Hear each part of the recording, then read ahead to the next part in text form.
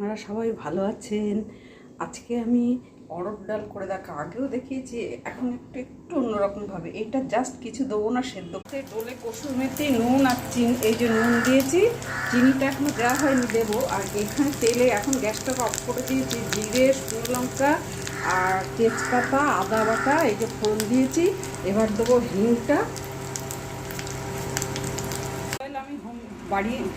বানিয়েছিলাম এই নিচের যে তেলটা খুব একটা দেয়নি, নিচের যে লঙ্কাটা আর মশলা মেশানো সেই পড়ে রয়েছে সেইটাই একটু দিয়ে দিলাম, আলু জায়গারি সবই দিয়ে দিলাম, কেটে দিলাম। এবার গ্যাস অফ করে ঢেকে দেবো।